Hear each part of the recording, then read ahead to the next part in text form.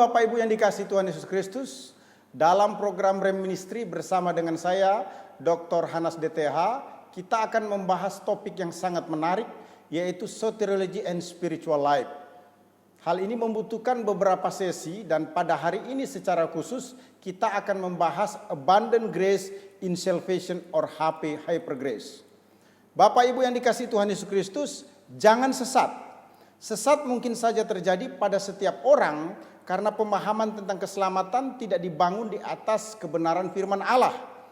Pemahaman tentang keselamatan ini merupakan sesuatu yang sangat mendasar atau fundamental di dalam kekristenan. Jika pemahaman keselamatan seseorang salah, maka dipastikan hidup tidak akan diperoleh di dalam Kristus Yesus. Itu sebabnya kita perlu membahas dengan baik dan benar Soteriology and Spiritual Life ini. Bapak Ibu yang dikasihi Tuhan Yesus Kristus, keunikan kepastian keselamatan atau hidup yang kekal dapat kita lihat dalam beberapa hal. Yang pertama, untuk keseluruhan waktu keselamatan itu hanya ada di dalam Yesus Kristus. Keselamatan sebelum Kristus melihat ke depan, sebagaimana dinyatakan dalam Kisah Rasul pasal yang kedua ayat yang ke-29. Saudara-saudara, aku boleh berkata-kata dengan terus terang kepadamu tentang Daud. Bapa bangsa kita, ia telah mati dan dikuburkan, dan kuburannya masih ada pada kita sampai hari ini.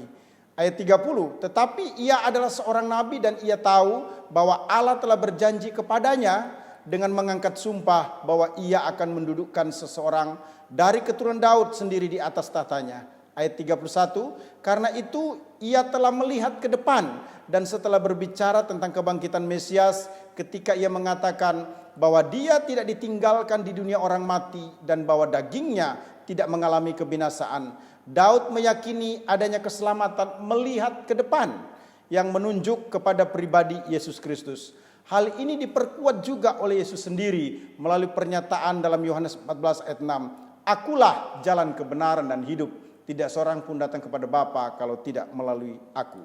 Saudara yang kekasih dalam Tuhan, keunikan kepastian keselamatan bukan hanya terkait dengan seluruh waktu hanya ada di dalam Yesus Kristus. Tetapi juga yang kedua yang tidak kalah penting yang harus diperhatikan, bahwa keselamatan merupakan pilihan Allah sebagaimana dinyatakan dalam Efesus 1 ayat yang keempat, bahwa Allah lah yang memilih. Dalam naskah Yunani dipergunakan istilah elekato, artinya hicus. Nah, pemilihan tersebut juga dijelaskan dalam Roma 8 ayat 29 dengan alasan yang begitu kuat, begitu jelas bahwa pemilihan itu terjadi karena Allah itu Maha Tahu. Istilah yang dipergunakan adalah proekno, artinya hiporekno. Dia tahu sebelumnya. Jadi Allah dengan hak prerogatifnya menggunakan sifatnya yang bekerja secara harmonis atau paralel di antara Maha Kasih, Maha Tahu, dan Maha Berdaulat untuk keselamatan atau hidup yang kekal. Saudara yang kekasih di dalam Tuhan Yesus Kristus, betapa penting kita memahami Soteriology and Spiritual Life ini. Doktrin soteriologi ini menjadi penting untuk diajarkan karena adanya ketegangan Armenian dan Calvin. Kedua pengajaran tersebut mendasari doktrinnya masing-masing dari Alkitab. Namun tidak ada kesediaan untuk saling menerima perbedaan. Bahkan menjadi perdebatan dari abad ke abad. Terkadang penganut kedua belah pihak ini bersitegang saat memaparkan teologianya. Hal ini tidak boleh dibuat sebagai kelemahan berteologi, namun justru harus dilihat sebagai keunikan atau kekayaan berteologi. Menjadi pertanyaan besar saat berdiskusi mana yang benar, teologi Armenian atau Calvin. Umumnya diketahui bahwa teologi Armenian menekankan keselamatan kekal sangat menuntut atau dibangun di atas tanggung jawab manusia. Sedangkan Calvin mengutamakan keselamatan merupakan kasih karunia Allah. Menjadi permasalahan karena kedua penganut tersebut saling mencari kelemahan. Kemudian menjadikannya sebagai serangan yang melumpuhkan konsep soteriologi masing-masing. Bapak Ibu yang dikasihi Tuhan Yesus Kristus, menjawab permasalahan tersebut diberikan solusi dengan menggunakan istilah Soteriology and Spiritual Life. Mengapa istilah tersebut muncul? Hal ini dikarenakan keselamatan tidak dapat dipisahkan dengan kehidupan rohani. Istilah soteriologi and spiritual life ini diperkuat dengan memperdalam pemahaman Arminian dan Calvin, selanjutnya disebut sebagai teologi harmonisasi keselamatan atau harmonization salvation of theology. Bapak Ibu yang dikasihi Tuhan Yesus Kristus, teologi harmonisasi keselamatan menjadi sangat penting karena gereja yang adalah orang percaya diberi tugas untuk menjadi pengganti Israel guna menyatakan keselamatan yang begitu spesifik, artinya hanya ada di dalam Yesus Kristus. Matius 16 ayat 18 dan Yohanes 14 ayat 6 memperkuat hal tersebut. Teologi harmonisasi keselamatan lebih mengutamakan data Alkitab, sehingga ditemukan perjumpaan antara teologi Arminian dan Calvin secara serasi, seimbang, komprehensif, dan kohesif. Bapak Ibu yang dikasihi Tuhan Yesus Kristus, soteriologi sangat penting dengan anugerah ataupun juga dosa. Artinya Alkitab menjelaskan begitu lengkap bahwa keselamatan itu terkait dengan dosa dan anugerah. Alkitab menjelaskan kasih karunia dan kebenaran datangnya oleh Yesus Kristus sebagaimana Yohanes 1 ayat 17. Tetapi upah dosa ialah maut, sebab upah dosa adalah pelanggaran yang disebabkan karena kesalahan manusia. Namun karunia Allah ialah hidup yang kekal dalam Kristus Yesus Tuhan kita, sebagaimana dijelaskan dalam Roma 6 ayat 23. Paulus menyatakan begitu keras dalam Galatia 1 ayat 8 bahwa tetapi sekalipun kami atau seorang malaikat dari sorga yang memberitakan kepada kamu suatu Injil yang berbeda dari Injil yang telah kami beritakan kepadamu, terkutuklah dia. Perhatikan baik-baik bahwa Paulus memberi peringatan kepada jemaat yang ada di Galatia. Jika ada seseorang, bahkan malaikat dari surga, memberitakan Injil yang berbeda dari Injil yang sesungguhnya, maka akan terkutuk. Jadi siapa yang mengajarkan keselamatan dengan cara yang salah, ia akan dikutuk. Hal ini harus dihindari. Bapak Ibu yang dikasihi Tuhan Yesus Kristus, terkait dengan konsep abundant grace, atau kasih karunia yang berlimpah-limpah ini saya akan menjelaskan baik dalam konsep perjanjian lama maupun konsep perjanjian baru. Konsep kasih karunia dalam perjanjian lama menggunakan istilah hesed. Itu terlihat dalam Keluaran 15 ayat 13 dengan istilah aslinya atau lengkapnya behasdeka, artinya in your mercy, dari akar kata hesed. Istilah hesed ini dapat dimaknain dengan beberapa pengertian. Yang pertama, terlibatnya perasaan yang dalam. Kedua, hubungan yang intim antara Allah dan manusia dalam rangka perseorangan. Kelompok karena perjanjian unilateral, artinya sepihak dari Allah saja. Yang ketiga, anugerah Allah itu teguh, tahan uji dan kokoh. Jadi hesed itu adalah kasih karunia atau kasih setia yang teguh antara dua kelompok yang mempunyai hubungan kekeluargaan dan khususnya dalam perjanjian-perjanjian di mana Allah terlibat dengan rahmatnya. Sedangkan ken atau hesed yang sepihak menjadi jaminan kuat.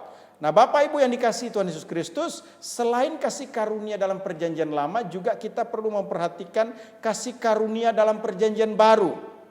Kasih karunia dalam perjanjian baru ada dalam bahasa Yunani menggunakan istilah charis. Secara luas diterjemahkan dalam bahasa Inggris itu sebagai grace, kindness. Kasih karunia dalam 2 Korintus 8 ayat 9 menggunakan istilah karin.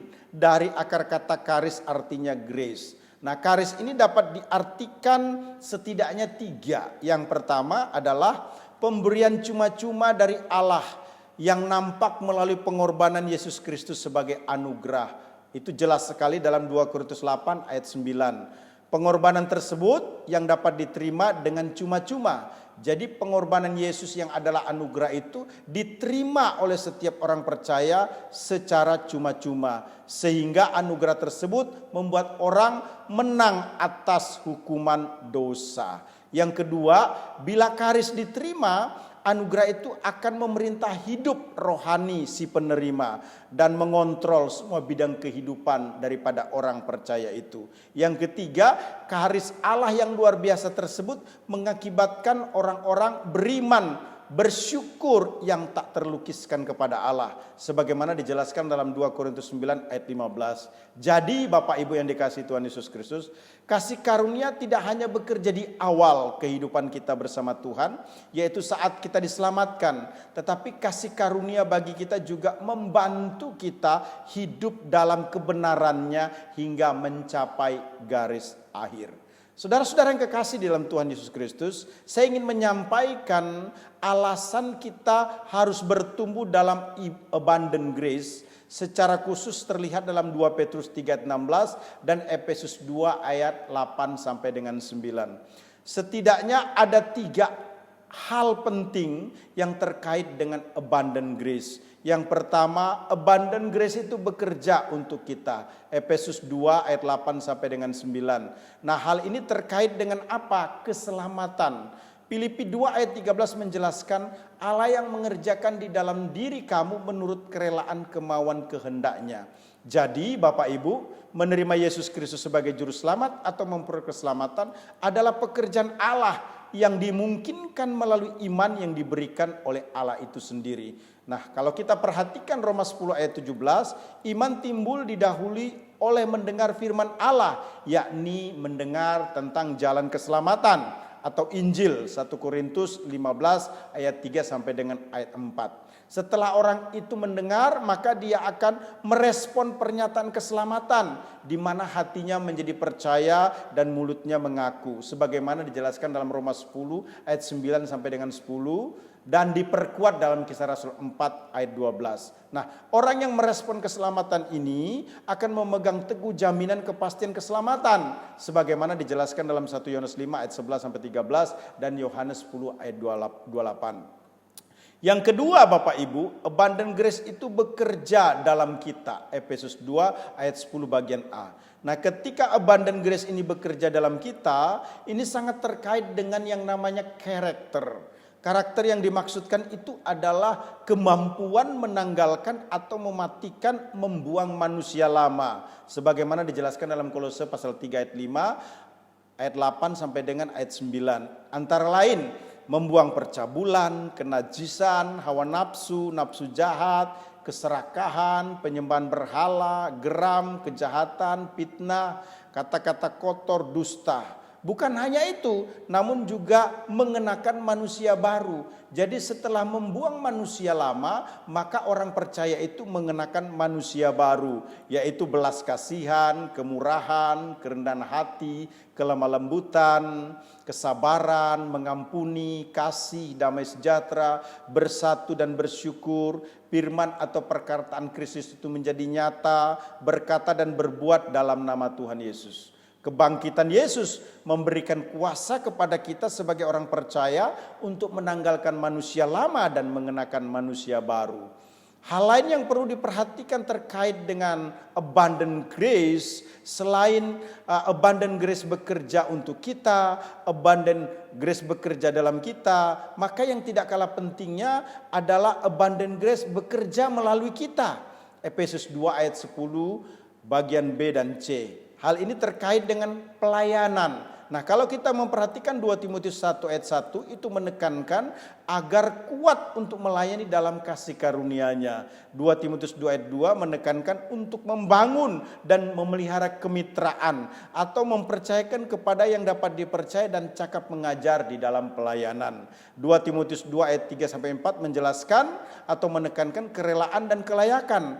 Artinya menjadi pelayan seperti prajurit Kristus. Setiap prajurit harus berkomitmen untuk berkenan kepada komandannya. 2 Timotius 2 ayat 5 berkata, ketaatan menjadikan seorang pelayan seperti olahragawan yang bertanding menurut peraturan-peraturan. Selanjutnya 2 Timotius 2 ayat 6 menekankan kerja keras. Menjadi pelayan seperti petani yang terkenal sebagai pekerja keras yang mengharapkan hasil panen. Setiap orang percaya harus melayani Kristus yang telah menyelamatkan. Ia akan datang kembali dan memberikan upah atas setiap pelayanan yang dilakukan umatnya. Perhatikan statement saya pada saat ini. Abundant grace in salvation. Kasih karunia dalam keselamatan, yes, but not hyper grace. Mengapa saudara-saudara? Karena hypergrace merupakan kejahatan intelektual manusia yang merusak karya penebusan Kristus yang menghuduskan manusia baik secara posisi atau position sanctification maupun progressive sanctification. Penyucian terus-menerus dari waktu ke waktu sampai kedatangannya atau rapture. Nah, setiap orang yang telah mengalami penebusan Kristus harus berkomitmen untuk menyerahkan hidupnya dikuasai oleh Roh Kudus sehingga manusia tidak jatuh bangun lagi di dalam dosa, melainkan hidup berkenan kepada Allah. Paulus dengan tegas menyatakan dalam Roma 6 ayat 1-2, demikian juga apakah yang hendak kita katakan? Bolehkah kita bertekun dalam dosa supaya semakin bertambah kasih karunia itu? Sekali-kali tidak. Bukankah kita telah mati bagi dosa? Bagaimana kita masih hidup di dalamnya? Itulah sebabnya kita harus sepakat dan menggenapi pernyataan Petrus dalam hidup kita sebagaimana yang tertulis dalam 1 Petrus 1 ayat 16. Kuduslah kamu sebab aku kudus. Saya percaya dalam program Rem Ministry ini kita semua diberkati Tuhan. Shalom, Tuhan memberkati.